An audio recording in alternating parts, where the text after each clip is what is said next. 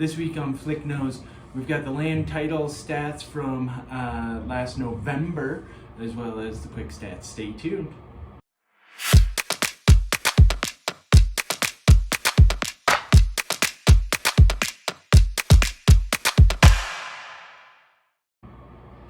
Hey guys, thanks for tuning in for the last Flick Knows of 2023, and we're heading into 2024 here. We aren't going to quite do the numbers for December of 2023 because these particular numbers from land title lag by about a month as they're compiling all of the data for their report on what's going on in the county here, but certainly worth chatting about. And despite everybody being on holiday vacation and what have you, things are still moving here in Summit County, believe it or not, albeit a little bit slower. So new listings in the last 7 days, we've got 16 new listings. We've got 15 properties went pending in the last 7 days.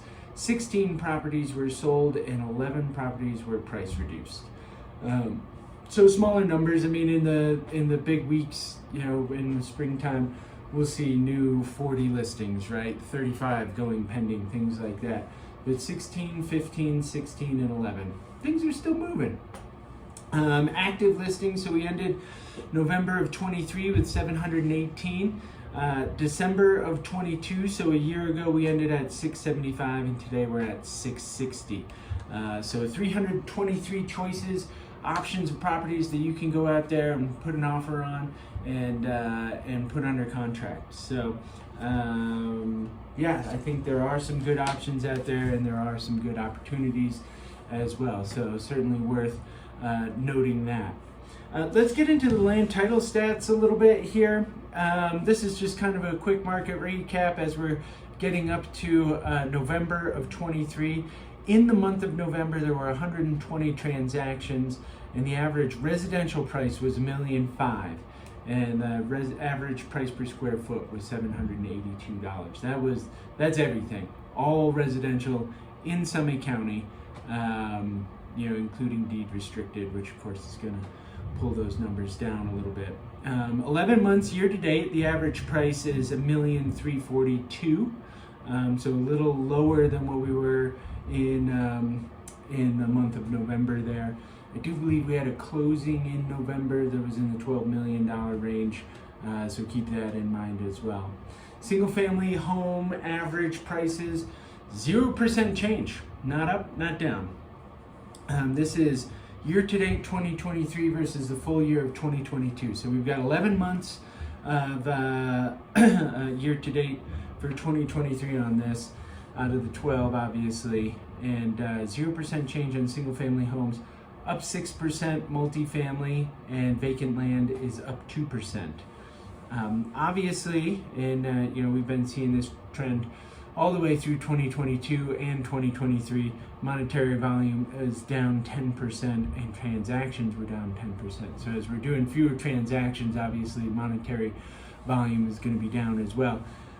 That's just the pace of the market. That doesn't necessarily mean that prices have been down. I mean, as we can see on some of those other single family, 0%, multifamily up 6%, vacant land up 2%, right? So we aren't really seeing a crash in prices there, and this is just the specific data. Average price for residential properties. So average price, this is year to date for 2023. Single families is just over $2 million for single family homes. Multifamily is $950,000, and vacant land was $677,000 for vacant land there.